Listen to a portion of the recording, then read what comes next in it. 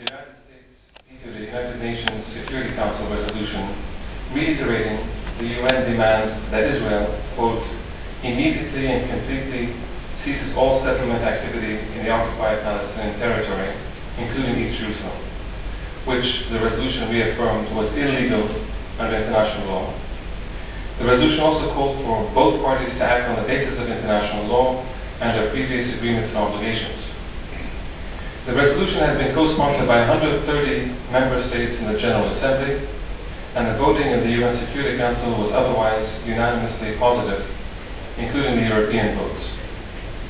While the US veto itself, the Obama administration's first, was not particularly unusual given the long-standing US support for Israel, the context was. It was during the Arab Spring, and specifically almost exactly 1 month after the Tunisian people had toppled their dictator, Ben Ali, 1 week after the Egyptian people had forced Hosni Mubarak to flee from Cairo and prevented his US-backed Vice President Omar Salman from taking over, and only days after the Libyan and Bahraini people had effectively launched the second and more protracted phase of the Arab uprisings. As seminal events in international politics, the Arab uprisings together thus presented the Obama administration with a golden opportunity to reverse the alarming trend in recent US foreign policy aimed at excluding and weakening the framework of international law and established body of UN resolutions as the basis for resolving the Arab-Israeli conflict. Indeed, to highlight the sense of rare diplomatic opportunity, the voting on this draft resolution, which had already been postponed 1 month following US pressure, was in fact the very first UN Security Council action taken in the context of the Arab-Israeli conflict since President Obama took office days after Israel's war on Gaza ended in January 2009. The casting of this US veto, however, revealed the reaffirmation of a business-as-usual attitude and the apparent continuity of the Obama administration policy with those of Presidents Clinton and Bush before him on the question of Palestine. It is worth noting that in the words of Susan Rice, the US ambassador at the UN, as she defended her casting of the US veto at the Security Council, she says, quote, "We reject in the strongest terms the legitimacy of continued Israeli settlement activity. For more than 4 decades, Israeli settlement activity in the territories occupied in 1967 has undermined Israel's security and corroded hopes for peace and stability in the region. Continued settlement activity violates Israel's international commitments, devastates trust between the parties, and threatens the prospects for peace." Rice goes on to restate US support for a two-state solution, but the only way to reach such common goals, she says, is through direct negotiations between the parties, with the active and sustained support of the United States and the international community. There is no mention of international law or UN resolutions, or the right of self-determination. Instead, Jewish settlements are not illegal, but rather they lack legitimacy. They are wrong not because they violate norms of international law and US policy itself, let alone cause continued untold suffering and harm to the Palestinians, whose land has been occupied and confiscated for decades, and whose livelihood and dignity have been taken away from them, but because it undermines Israeli security and devastates trust between the parties. Then exactly 3 months later, or nearly exactly 3 months later, on May 19, 2011, President Obama finally addressed the situation in the Arab world, where the uprisings were in full swing. His speech, he said, was, quote, "mark a new chapter in American diplomacy." He referred to the uprisings as a story of self-determination and defended the dignity of individuals. But among the US interests that Obama then went on to list as core to the US were, once again, quote, "standing up for Israel's security and pursuing Arab-Israeli peace." So back to square one, it seems. What I want to argue in this take-home is that the Obama, or in this presentation, which I'll shorten, is that the Obama administration and the international community at large, in fact, have thus missed a great opportunity afforded them by the Arab uprisings to reverse this long trend in US foreign policy by reframing the resolution of the Palestine-Israel conflict within the context of not only recognizing international law and the United Nations framework, but also the recognition of the Palestinian people's right to self-determination much as that of the Tunisian, Egyptian, and Syrian and other Arab peoples that are currently struggling for their rights and their dignity. I just want to add here before I go on that this is, in my opinion, not an idealistic aspiration, as many would say, but one that is grounded in the historical context and the current reality of today. So there's not much time for me to develop these thoughts at length. So permit me just to sketch some key points that we can perhaps flesh out in the discussion. Before the Tunisian uprisings, there was the Palestinian Intifada in the late 1980s. This Intifada, or uprisings, shifted the focus of the long Palestinian struggle for self-determination away from the official PLO leadership in exile, which ironically was in Tunisia, to the occupied territories.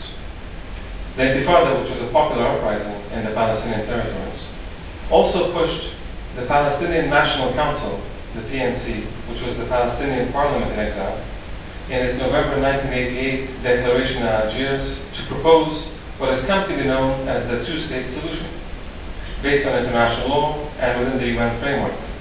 It's often forgotten, of course, that it's the Palestinians themselves who began the round of negotiations in which the two-state solution had been proposed. Prior to that, the PLO had rejected a two-state solution. So the Palestinians, through the popular uprising, pressured their own leadership to convene and accept the two-state solution as a basis for a peace process that would go forward. The Israelis rejected this offer and refused to negotiate with the PLO. But with the popular uprisings and Intifada as a threat, Israel and its backers found a way out. The Oslo Accords, a series of initially secret negotiations between 1993 and 1995 that bypassed the PNC, the Parliament in Exile, evaded the official negotiations that had begun in Madrid a little earlier, and with the aim of coming to an accommodation with Yasser Arafat, the head of the PLO, and a small group, very small group of advisors that included Mahmoud Abbas, the current head of the PLO and the Palestinian Authority. Also, it's important to summarize perhaps the whole situation of Oslo. We can summarize it in four key principles. The first is that the Palestinians do not, as far as Oslo Accords are concerned, the Palestinians do not constitute a single people.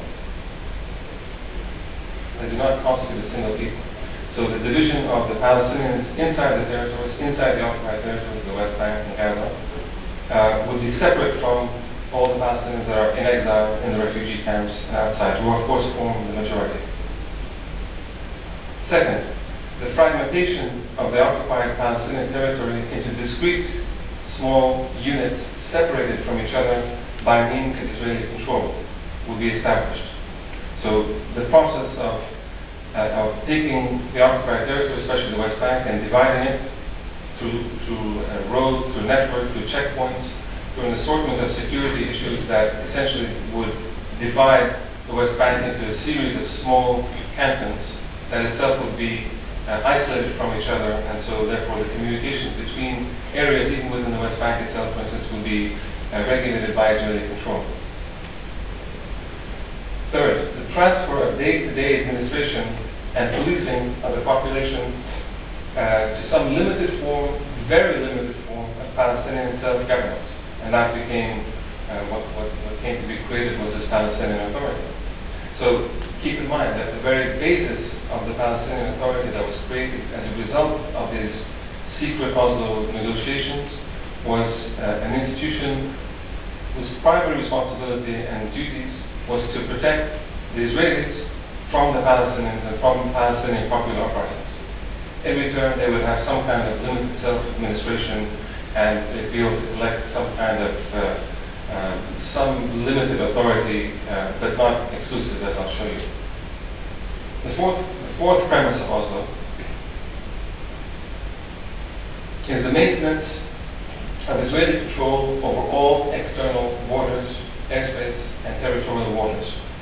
So the notion, and again, this is built into the Oslo process, the notion of any possibility of a Palestinian state or self-determination, even within the limited territories that were going to be eventually proposed in terms of self-government for the Palestinians, would at all times, the premise was that there would be no right to the airspace, to the waters, or to the borders. And we can see through, if we had a map, not bring a map on it, but the map would show very clearly the Israelis are in control of all the border areas and do not allow it. They use most of the water resources that are even underneath the West Bank. And certainly there's no airplanes or helicopters, etc., that are allowed in Palestinian airspace without Israeli control. Finally, what the Oslo framework does is it excludes, very self-consciously and on purpose, excludes the framework of the United Nations and international law as the basis for the resolution of the conflict, and instead keeps it within this kind of bilateral negotiation to be with the U.S. mediation. And you can imagine the kind of power politics that entails, as we saw over the ensuing years. So in sum, the key issues, such as the refugees, the question of Jerusalem, the question of water rights, and other such key core issues, let's say, to this conflict were basically buried within the details of these negotiations and not considered for proper discussion, let alone resolution. I will not have the time, nor do I want to take the time to bore you with the sordid details of the peace process, as it came to be called, from Oslo onwards, from the mid-1990s until today, where a series of negotiations between the Palestinians, the Israelis, mediated by the United States and others, essentially have not led anywhere. There's been a series of negotiations that led to even perhaps ones that you might have heard of in Camp David in 2000 and others. But effectively, what's happened is that Israeli settlements have continued. The division of the West Bank into cantons has become a reality. The Israeli wall, what they call the separation wall, has come into existence, which the International Court of Justice has ruled as illegal because it cuts into Palestinian territories. The series of checkpoints and fences and things and exclusive Jewish roads inside the territories remains and cuts off, as we said, as was originally intended, cuts off various parts of the West Bank from each other. So you can't now, for instance, there's a huge settlement being built that will prevent people from going from Jerusalem to Bethlehem and different areas like this. All of this has continued as within the context of some kind of peace process, which effectively, given that these premises that I mentioned about Oslo were designed to ensure that there would be no actual resolution, but rather it would simply speed up and somehow legitimize continued Israeli control over the Palestinian territories and continued Israeli control over the definition of who the Palestinian people were. These are very important points, I think, that, again, we can flesh out in the discussion.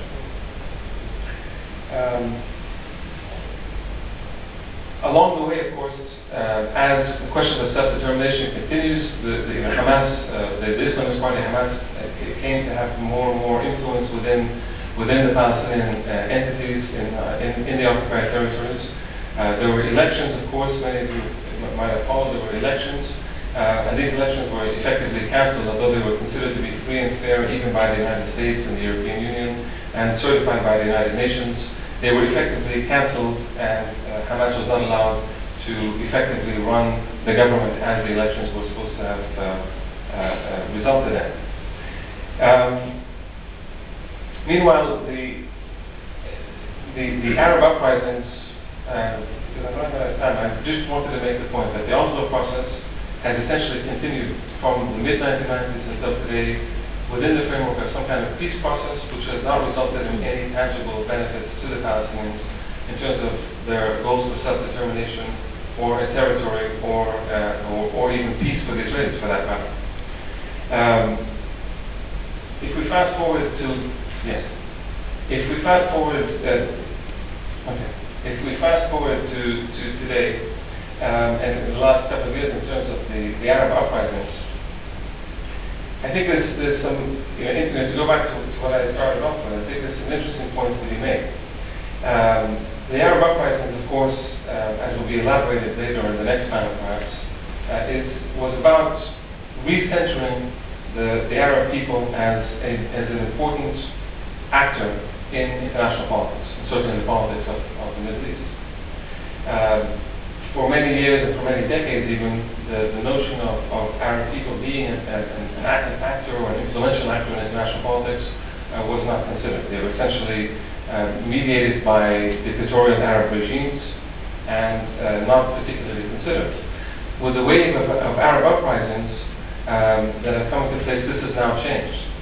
And what's interesting about the failure of the Oslo process, as I mentioned, because it was always doomed to fail, because there was nothing for it to result except for the continuation of Israeli occupation, is that the recognition of the failure of the Oslo process and the continuation of Israeli settlements has led to, in fact, kind of the opening up of various spaces within the Palestinian movements, which are interesting and which are being given further impetus, I think, by the Arab uprisings. And I'll just name two or three very quickly. The first, of course, was the recent bid by the Palestinian Authority to go to the United Nations to seek statehood. And this was, of course, a result of 2 or 3 years of the European Union and the World Bank and many international organizations stating that if the Palestinian Authority could somehow prove that it could effectively run or administer the Palestinian territories, economically and financially and administratively, that at the end of that 2 or 3 years, the Palestinians would be allowed to go to the UN and seek statehood within the United Nations. So the Palestinians, having achieved that, the Palestinian Authority having been backed by the World Bank, by the IMF, by the European Union, to say that they are now administering their territory in an acceptable way, went to the United Nations in the context of these Arab uprisings, of course, to seek statehood. As you know, this bid was denied so far. Anyway, it's been denied through U.S. pressure, mostly through U.S. pressure, although a vast majority of those in the General Assembly were willing to accept this vote, and the majority of the Security Council as well. But the U.S. has threatened a veto, and it's now been pushed aside and postponed perhaps to next year or to some other time. What's interesting about this is that the Palestinian Authority itself, as I mentioned, which was a product of this Oslo process, was trying to go beyond the premises that it was created in the first place, which proved to be impossible. So the Palestinian Authority could not actually go beyond its basic limits, which is to work within the framework of the Israeli set peace process, because that's what the institution itself was set up for. In reality, I think the Palestinian Authority leadership, Mahmoud Abbas, understood that the UN statehood bid was never going to succeed. I was actually at the UN when the statehood bid was being prepared, and I spoke to a number of people, the Palestinians and others that were at the UN, and it was very clear that the Palestinian statehood bid was very ill prepared and was very spontaneous, and there was a lot of anger within Palestinian circles because there was very little discussion that had been taking place. They just made a decision, they went to the General Assembly and to the Security Council without any preparation of any kind. And what becomes clear is that was just a way to save face. In other words, they understood it was not going to succeed, but what they wanted to do was to show, in the context of the Arab uprisings, that the Palestinian Authority still had a rationale. It could still exist. It could still do something. It could still fulfill the wishes of the Palestinian people. Now that people were starting to talk about people again in the Arab world, the Palestinian Authority needed to show this. But my argument is that the Palestinian Authority cannot, by definition, can never be that body. And so it can never be the body to fulfill Palestinian self-determination because it was not set up or created to be so. A second important movement that happened as a result of this is, as a result of the Arab uprising, I think, is the reconciliation that's happened recently between Fatah and Hamas and some of the other Palestinian groups. It's not a coincidence that essentially days after the Egyptian regime of Hosni Mubarak fell, the Palestinian reconciliation, because of course there had been a split, an actual territorial split between Gaza and the West Bank, and a political split between Hamas and Fatah. And obviously all Palestinians understand that without a reconciliation, the Palestinian bid for self-determination and aspirations would not be achieved. So the reconciliation meetings happened, an agreement happened immediately after the fall of the Egyptian regime, because we now know, of course, that the Egyptian regime was charged by the Israelis and the Americans to block any reconciliation in the intervening years.